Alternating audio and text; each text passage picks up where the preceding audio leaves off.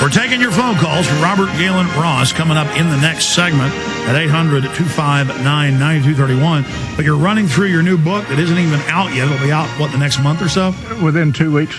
Within 2 weeks, so folks can get it then at your website that we've got up on screen. But continue with your idea of solutions. Okay, after we correct the voting process and we eliminate the two-party system, then we have independent people within Congress that will do things for the constituents rather than for special interests. So then we need to attack the Federal Reserve System. There's an attorney out in California named Ellen Hodgson Brown that did a research on this, on the Federal Reserve, and she says that if we nationalize the Federal Reserve, we can completely eliminate the income tax for everybody within the United States.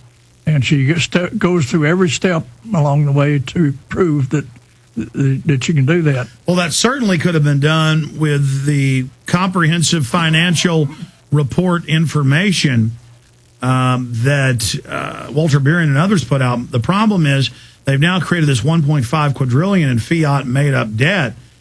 And so, but clearly for those that don't know, I love the point Ron Paul always makes, they will show the capital behind him when he's on Fox News or CNN, and they'll say, well, you want to get rid of the income tax and Federal Reserve, how will we fund the government?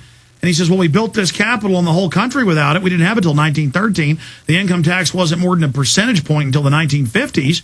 Not one red cent of the Federal Reserve money goes to run this country. That's right. And but if you take the total interest earned by the Federal Reserve in a year, and she goes back and uses the year 2005 for example, and she takes the total income tax paid, and then the total interest earned by the Federal Reserve, and then if we eliminate the IRS, that's another $10 billion of cost that we eliminate.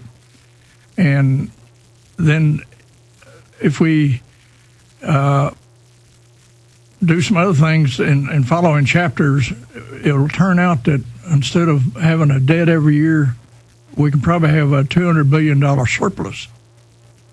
And it'll be forever because, in one of the chapters I talk about the military, to bring all military people back in the continental United States. Yeah, none of these countries are starting wars. The regional groups can deal with themselves.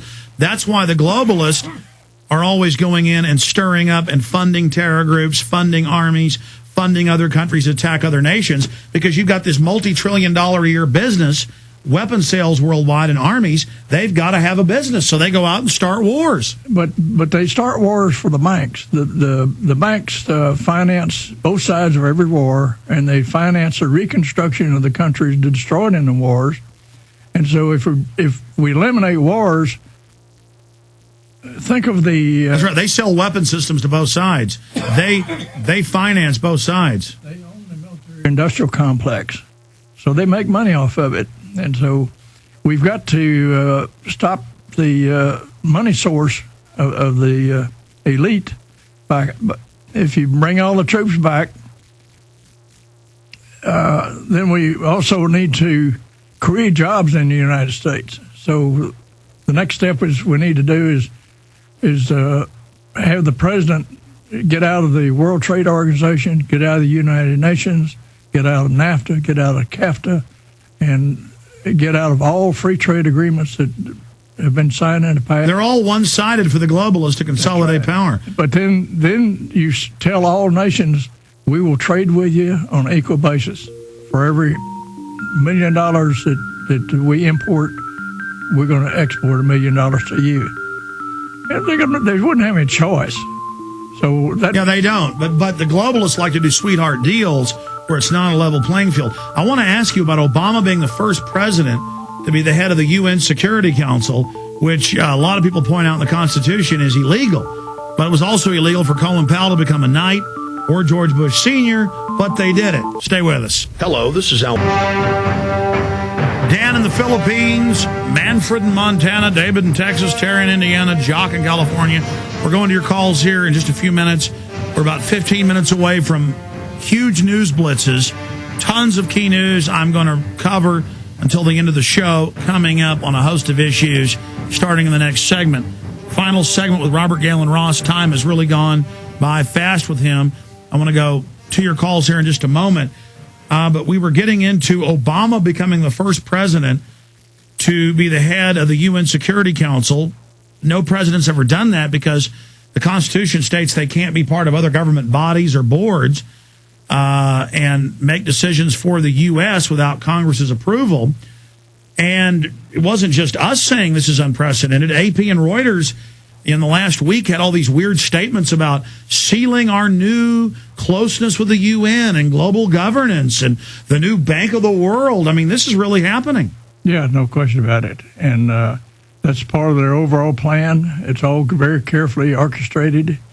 And they think there's nothing we can do about it. But all you got to do is think about how many people showed up in Washington this last weekend. But they're being led by loyal opposition, and that's the plan, is to have a guy that supported the banker bailout, a guy that supported the Patriot Act, Glenn Beck, lead them. That's the problem. Yeah, we need to have someone leading the crowd that has no agenda except to... But it does show, you're right, people are waking up.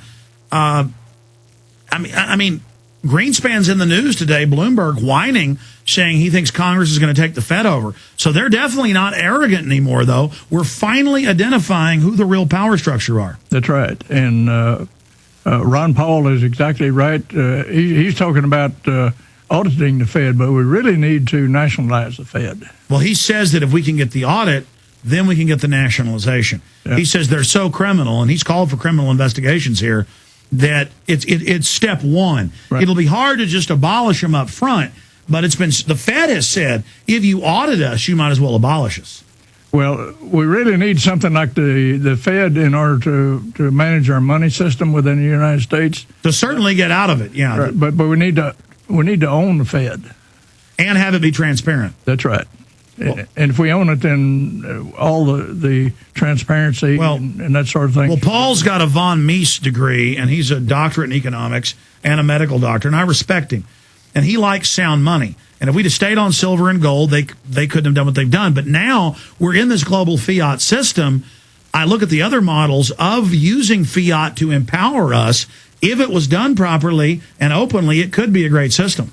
Yeah, but you'd have to really have a high value of gold if we, say, went to the gold standard, because the federal debt is something between $75 and $100 trillion. So it'd have to be $1 million an ounce. That's right. So there's not enough, if you use it at today's price, there's not enough gold out there to cover all the cash requirements. I don't think people realize the type of inflation we're talking about. Hyperinflation. Finish up real fast, running through a few more of your points, and let's take some calls. Another thing that we need to do is we need to eliminate short selling.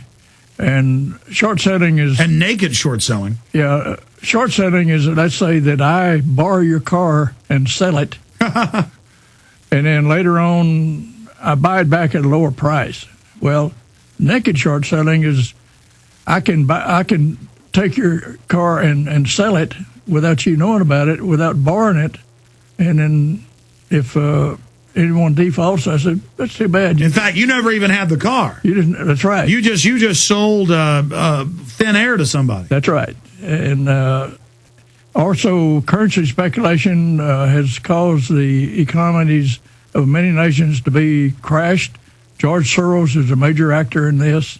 And then he goes on TV and talks about how he's the savior trying to fix this. Right. But this is based on selling something you don't have. That's what a shorting is.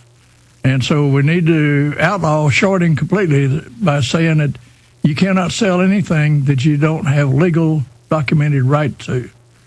And, of course, the Wall Street would not want that because that's where they make all their money.